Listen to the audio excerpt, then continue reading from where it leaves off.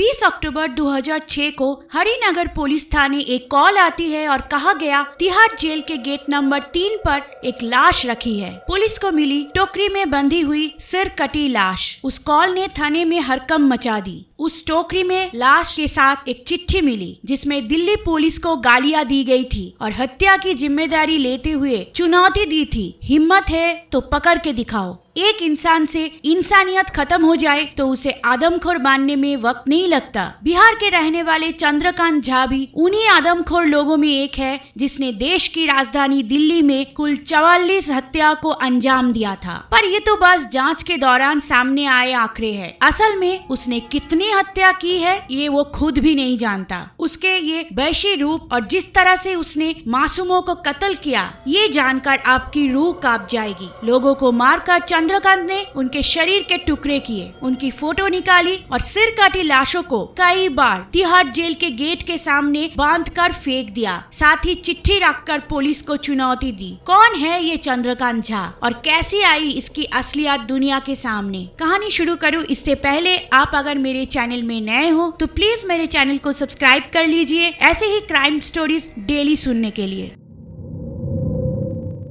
चंद्रकांत की पहली हत्या के बाद उस लाश के साथ चिट्ठी में लिखा था, इस बार मैंने सच में मर्डर किया है। तुम लोग मुझे कभी नहीं पकड़ पाओगे। मुझे केस खुलने का डर नहीं है। अगर मुझे इस मर्डर में पकड़ सकते हो तो पकड़ कर दिखाओ। तुम्हारे इंतजार में तुम लोगों का बाप और जीजाजी सिसी। इस चिट्ठी से साफ पता चल रहा था कि वो एक आरोपी के रूप में पहले जेल में रह चुका है। चिट्ठी में वो अपना नाम सिसी बताता, पर कई कैदी हर रोज जेल से सजा काट कर घर लौटते हैं। उनमें से ये खूनी कौन है ये समझना पुलिस के लिए लगभग नामुमकिन था। दिल्ली पुलिस के सुंदर सिंह यादव ने इस मामले को देख रहे थे। उन्होंने 6 महीनों तक अपराधी की खोज जारी रखी पर कुछ हाथ नहीं लगा। और भी केसेस पेंडिंग थे तो वक्त के साथ तफ्तीश कम होती गई। एक दिन अचानक दोबारा पुलिस को उसका फोन आया और अप्रैल 2007 में तिहाड़ जेल के गेट नंबर 3 के सामने ठीक उसी जगह उसी हालत में बांधी हुई एक और लाश मिली। सिर और हाथ पैर गायब होने की वजह से इस बार भी मरने वाले की पहचान हो नहीं पाया। पुलिस के प्रयास जारी थे।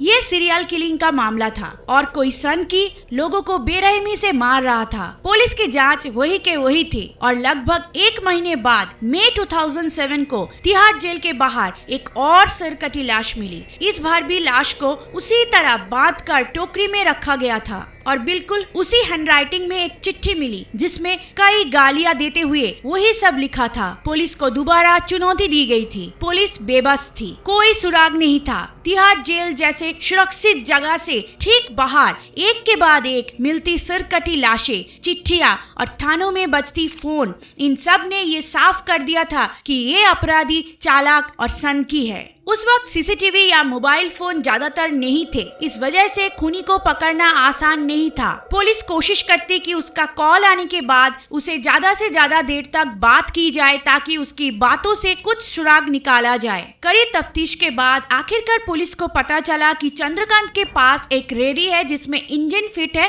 और उसकी मदद से वो सब्जी बेचता है। कॉल रिकॉर्ड के हिसाब से इलाके की पहचान की गई और गश्त के दौरान पुलिस कर्मियों को ऐसी एक रेहड़ी दिखी और उसके जरिए पुलिस चंद्रकांत को गिरफ्तार करने में कामयाब हुई। पुलिस स्टेशन ले जाने के बाद पता चला कि हरिनगर थाने में भी चंद्रकांत के नाम पर एक हत्या का मामला पहले से दर्ज है। 4 और हत्याएं दिल्ली के दूसरे हिस्सों में उसने की थी। कहाँ और कौन मारे गए कुछ भी पता नहीं था और उन केसेस के बारे में भी चंद्रकांत ने पुलिस को सब बता दिया। अरे साहब, आप सुंदर सिंह यादव है ना? आपसे बात होती थी मेरी। चलो आप जीते मैं हारा, मैं सब कुछ बता दूंगा लेकिन आप मुझे परेशान मत करना और हाँ मारना मत। उससे पूछा गया तुमने लाशें तिहाड़ जेल के सामने क्यों डाली? उसका जवाब, बदला लेना था मुझे। मैं एक मामले में जब जेल में था तब वो कांस्टेबल है ना बलवीर, साला मुझे बहुत परेशान करता, नंगा करता और खाना भी नहीं देता। मुझे बदला लेना था। एक दिन पता चला कि बलवीर अब गेट नंबर 3 पर ड्यूटी करता है तो मैं जब खून करता बॉडी वही डालता। और एक बात बताओ,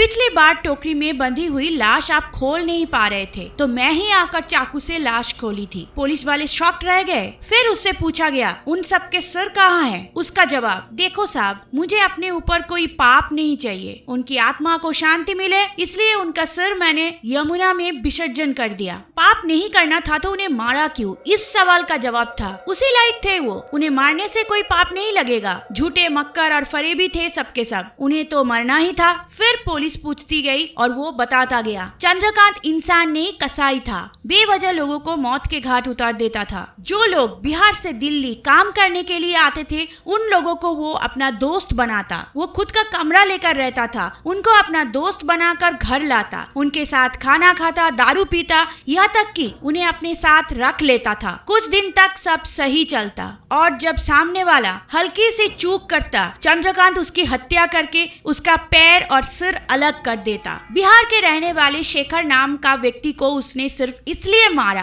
क्योंकि वो बहुत शराब पीता था और झूठ बोलता था। उसके बाद उमेश को मारा क्योंकि वो झूठ बोलता था और विश्वास के लायक नहीं था। एक इंसान को चंद्रकांत झा ने सिर्फ इसलिए मारा क्योंकि उसने मना किया था कि वो उसकी बेटी को बाहर घुमाने ना ले जाए, लेकिन वो इंसान ले गया और अगले ही दिन चंद्रकांत ने उसके गला काट दिया। इससे पता चल रहा था कि चंद्रकांत को लोगों को मारने के लिए बस बहाना ढूंढता था। उस पर कत्ल करने का खून सवार था। पूछताछ में चंद्रकांत ने ये भी बताया कि वो लोगों को मारने से पहले एक कैमरे से उनकी फोटो खींचता था और मारने के बाद उनकी लाश को देखते हुए खाना खाता था। पुलिस को चंद्रकांत के घर से खून से सनी मर्डर वेपन भी मिला। एक बार कोर्ट में पेशी के बाद जब चंद्रकांत बाहर आया तब मीडिया वालों ने चंद्रकांत से पूछा था, पुलिस दावा कर रही है कि वो सारे मर्डर्स आपने किए हैं। उसका जवाब था, हो सकता है पुलिस जितना बता रही है मैंने उससे शायद ज्यादा ही मर्डर किया। इस जवाब से समझ आ रहा है कि चंद्रकांत ने कई लोगों को मारा है, पर वो चालाक था। उसने पुलिस को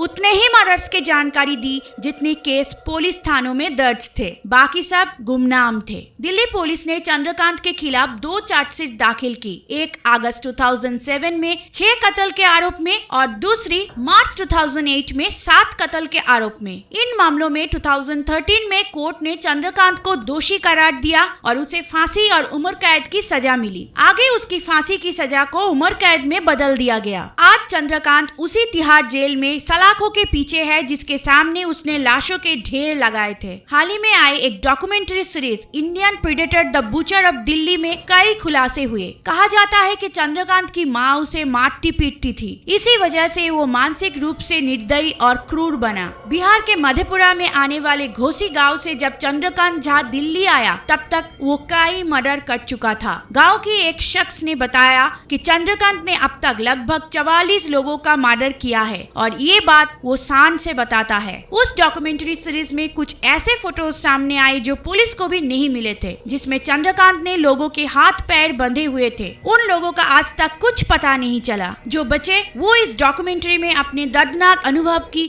गवाही देते हैं। तो ये थी सीरियल किलर चंद्रकांत झा की पूरी कहानी। वीडियो अच्छी लगी तो हमें एक लाइक जरूर कर दीजिए।